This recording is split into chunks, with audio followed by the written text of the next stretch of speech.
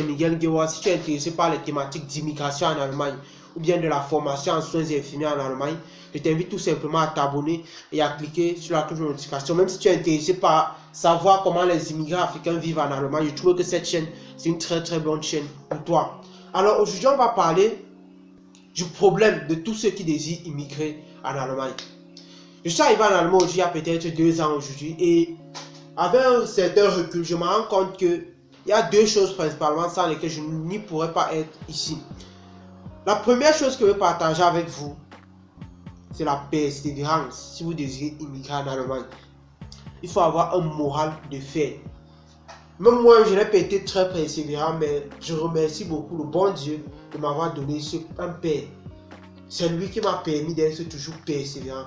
Je dis ça pourquoi? Parce que très souvent, quand on a peut-être le baccalauréat, bien quand on a la licence, on se dit toujours qu'une procédure pour venir en Allemagne se prépare en 6 mois, 9 mois, 1 an. Ou bien quand on a fini les cours de langue, tu as à moitié réussi ta procédure. Combien d'entre nous, même qui étaient 1000 fois brillants que moi pendant les cours de langue, sont encore au pays? Combien d'entre nous qui étaient 1000 fois, je dis bien 1000 fois, quand on parlait cours de langue, quand on faisait les cours, entre moi et il n'y avait pas photo. Moi aujourd'hui, ils sont au pays. Donc pour faire comprendre qu'il faut être très persévérant, les cours de langue n'ont rien à y voir. Les cours de langue, ça a sa place, c'est normal. Mais il faut avoir les yeux ouverts sur autre chose. Il faut avoir les yeux ouverts sur autre chose. Et ça ne va pas être facile. Vous allez subir des challenges. Car on dit toujours que tout ce qui est précieux, ça qui est très difficilement. Je pense que c'est ce qu'il faut connaître. J'envoie beaucoup, je reçois beaucoup de messages presque tous les jours. Presque 50 aujourd'hui, chaque jour. Mais ils te font comprendre que je suis à démotiver, je ne veux plus venir en Allemagne. La procédure est très compliquée, ceci, cela. Moi, je leur fais toujours comprendre que je leur pose toujours une question. Ça fait combien d'années que tu fais ta procédure pour venir en Allemagne? Parfois, certains te répondent que année, tu vois, ils sont les de 9 mois, 6 mois, monté, descendu. Mon frère, tu n'as même pas encore, tu n'as que le B, tu viens d'avoir le B1 et tu penses que le voyage, ça se passe, que le voyage là, ça vient d'un coup comme ça là. Tu vas souffrir. Je vous ai dit, moi j'ai fait 2 ans plein, 24 mois. Et je préparais ma procédure en temps plein. Certes, j'ai traversé beaucoup d'obstacles, mais ça n'a réellement pas été facile. Ce que je vous dis, c'est être persévérant. Et comme je disais tantôt dans une précédente vidéo, être très fort comme ce que vous voulez. Quand dans la vie, vous voyez seulement l'arrivée, que vous travaillez pour ça tous les jours, rien ne pourra vous arrêter jusqu'à preuve de contraire.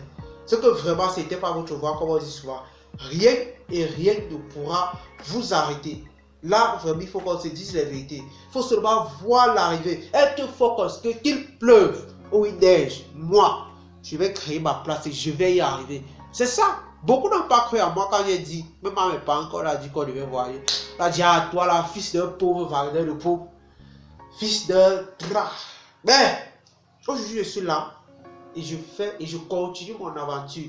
Je continue mon aventure. Moi, aujourd'hui, si je dois dire à certains que je suis en train peut-être de créer une chaîne YouTube, par exemple, et que j'ai des projets comme ça, avec certains te diront toujours que tu ne peux pas essayer cela. Mais c'est à toi d'être focus, que je sais ce que je veux. Et je sais même que j'ai à gagner. Je sais que je vais y arriver. Je ne discute avec personne. Je travaille tout simplement pour aller et prendre ce dont j'ai le droit. Donc voilà le premier problème que les amis, il faut être persévérant. C'est la persévérance. Travailler jour à jour, vérifier qu'est-ce qui ne va pas dans ma procédure, qu'est-ce qu'il faut modifier, qu'est-ce que je dois. Travailler jour à jour par rapport, je ne vous mens pas, travailler jour à jour, travailler, vous allez y arriver à votre résultat.